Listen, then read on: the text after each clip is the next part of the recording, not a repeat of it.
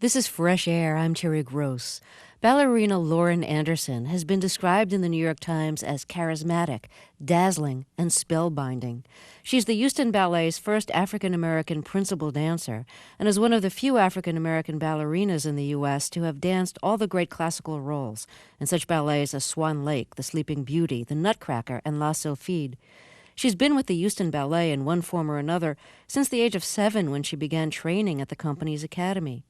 The company's artistic director, Ben Stevenson, has choreographed several ballets for Anderson, including Cleopatra. But when she was about 13, he gave her some discouraging advice.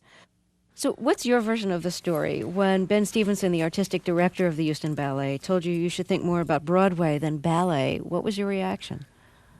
Well, at first, when Ben said this to me, he said, I think you're very talented, and I think you have a great personality, but I think your body's more suited for contemporary dance, and you can sing, go on Broadway, and, jazz it up and have fun.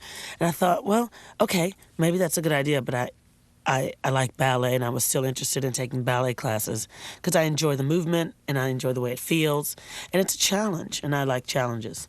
So all I did, actually, in essence, was what they teach at the Houston Ballet Academy, which I guess created me, and my body changed. Of course, one grows up, and I did things for my diet and changed the way I was training. But when he said this to me, I wasn't disappointed or upset. I was just like, well, okay, maybe I am suited for that, but I really want to do classical ballet. So that's what I'm going to try to do. I can always, if I'm suited for that, I can always do that. So why don't I try to be a ballerina? So what did you do to try to reshape your body? Well, at that time, you got to remember, I was like 14, 15, 16. So, you're kind of thickening out a bit. You're becoming a woman. So I'm becoming more shapely. And I'm very muscular also. So I've got this muscle thing going on with this shapely woman thing trying to happen. So, of course, I'm freaking out a bit. And as an adolescent, you eat stuff and you pig out on chips and all that kind of stuff. So my diet wasn't that great. But what I did was I became a vegetarian, but I eat seafood because I still need some kind of meat going.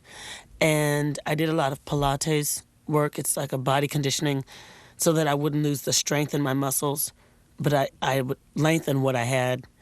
And I changed the way I was working because I was working kind of pushed down and very muscular, and I was trying to think of working light because I'm a strong athlete. I'm like this athletic. I have an athletic body. So I was trying to make it a little bit more lithe, just a little bit lighter.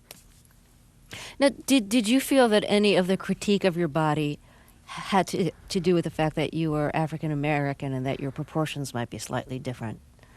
No, it just had to do with I was a thick chick, basically. I was just thick, a little bit thicker in the legs, thicker.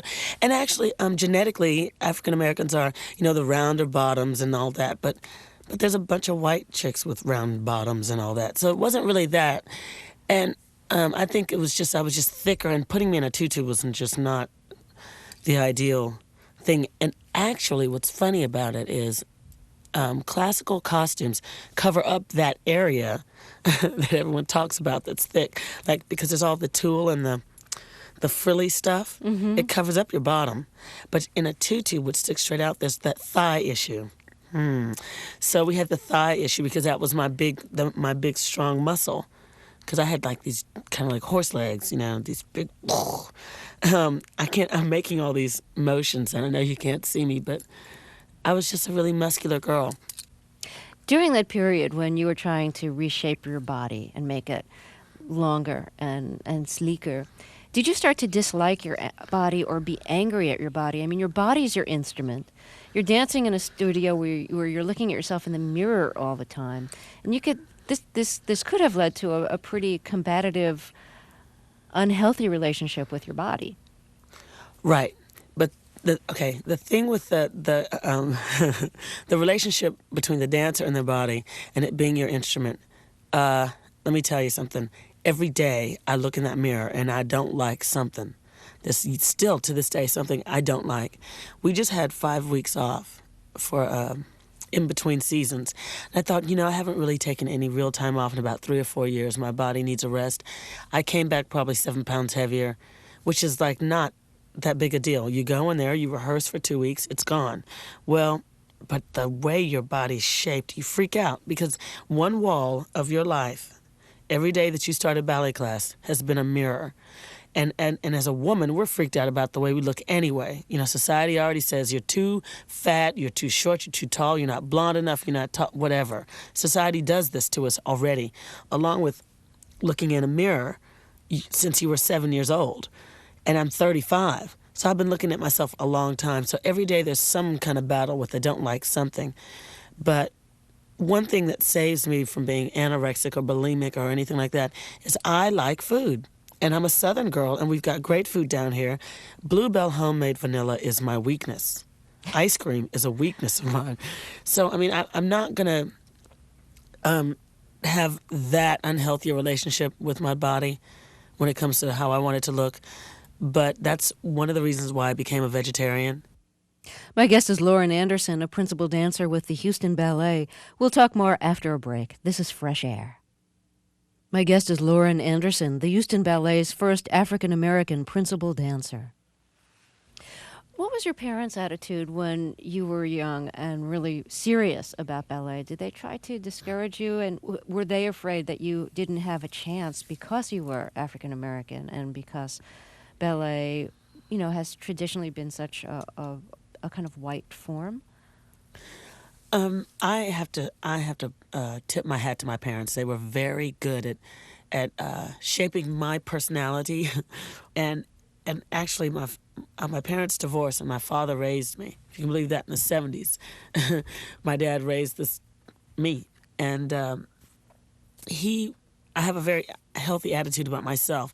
I'm not egotistical or I don't know how to say it. Well, I'm an only child, so of course my favorite subject is me, but he was very good about making sure that I was okay with who I was and in the environment that I was in, this European art form and being the only black chick in there. I mean, he wanted to make sure my thoughts on everything were right and healthy and in the right direction. My mom's a musician. She teaches music, and my dad was the assistant principal of High School for the Performing and Visual Arts. So they were very supportive of the ballet thing. And now they just sit proudly in the audience and sit back and watch what they've helped create. Now, I've been watching you dance on video where I see you in close-up, and you have a beautiful body. Your arms, it looks to me like you must work out because your arms have a beautiful muscular definition. I don't mean like bulging muscles like you're going to be in a lifting contest, but I mean, there's just a really nice muscular definition in your arms. Is that a kind of muscularity that's not problematic? The thing is this, I have never lifted a weight in my life. That's what I'm saying. That's how muscular my body is. My arms, I have great arms. They're fabulous. I love my arms because I don't lift weights, and I've got. Do you remember that movie? I think it was how Stella got her groove back, or Tina Turner, and you saw Angela Bassett with these fabulous arms. Well, she obviously works out. My arms aren't that big, but they're defined like that, and I think that's just a black thing, just genetically. I'm just muscular. Well, my legs were like 8 times that as legs. You know what I'm saying? I'm just naturally muscular. That's where that's just one of my battles. Like someone else that's another white chicken. I can jump and I can turn. She can like whack her legs up. So my battle is trying to get more extension, and her battle is trying to get jump and turn. There's going to be something that you want that you don't have, or some way that you look that you want to look, that you don't look. That's a battle that everyone has. The thing is, I'm an African-American female in a European art form, and this whole thing is like, well, how did you do it? How did you do it? Just like everybody else did. I got up every morning, I went to school, then I went to ballet class, and everyone has their battles to fight for whatever their body looks like, and I had the same. My battles are just different. Now, how does it feel to have really such a strong body and sometimes have to play such kind of like delicate creatures as a snow maiden or a fairy princess or? Actually, that's a good question because I was just rehearsing Snow Maiden yesterday, or day before yesterday, and Carmen Mate, who's the assistant to the director, was saying, now make that step smaller, smaller arms, even smaller. And I felt like I wasn't doing anything at all, but it was perfect. I mean, like nothing. It's like less is more. And at this age in my career, I've done all of these huge roles where I have to be the powerful and all-encompassing Cleopatra, and then I have to be the Sugar Plum Fairy, and then I have to be the Snow Maiden. And that's I'm every woman. I get to be all of these different people. I get to be Myrta in Giselle, who is one of the most powerful roles a woman can have. And then that next week, I have to be a little piece of chiffon or something, you know. It's great. It's great. I love it. That's the challenge. That's the challenge of what we do. That's the art. Everyone has to do that. Now, you've had ballets written for you, probably most notably Cleopatra.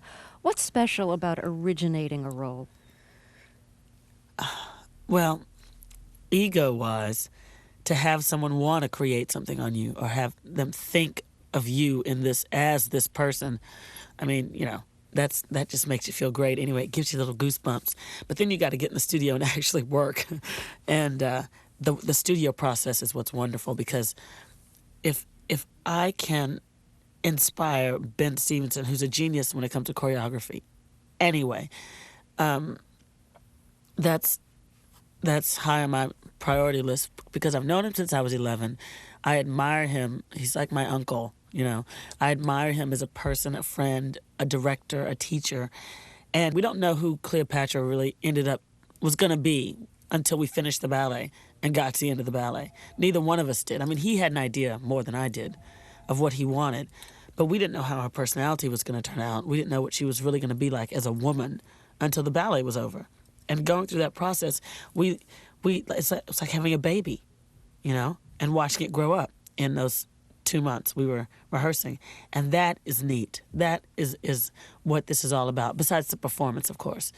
But that, to me, is one of the richest gifts, wonderful things I could ever get.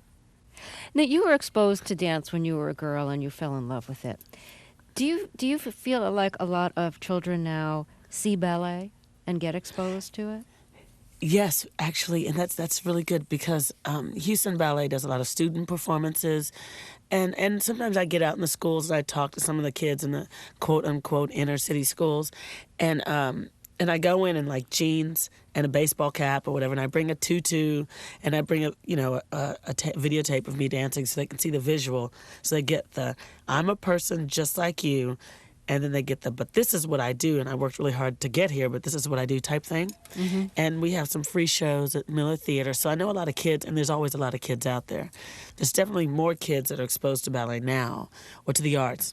And it's nice, because at the Houston Ballet Academy, there's a lot of little black kids running around there now. It's great. I love that. I love that. I feel like I've kind of pushed a little door open. I hope they not all come in and knock it down. Have you had any bad injuries during your career? No, I'm knocking on wood. I'm knocking on wood. That was me knocking. No, I have not had any bad injuries, and I don't want any. No. Are there things that you have to do to protect yourself against injury at the age of 35 that you didn't have to worry about when you were in your 20s? There are things, and I tell this to these 20-year-olds, that the things that I do every night, they should do, so that when they get to be my age, they'll be used to doing them every night. After work, I go home and ice my toes. I ice my knees. I take sea salt baths and, you know, stuff like that. Yeah, I mean, you have to take care of it. This is it. I only get this body once. And I do feel the 35 thing, though, in the morning when I wake up. I have the symphony of bones, I call it, you know, just cracking all over the place. But I had to do that. I had to ice my knees at 25. I had to ice my knees at 20. That's just part of the comes with the territory. What do your toes look like? My toes are hideous. And Charles Jourdan came out with these fabulous pumps like 2-3 years ago, and these little strappy pumps, and I was so upset because I couldn't let my toes. I hide my toes in the sand at the beach. My toes are hideous.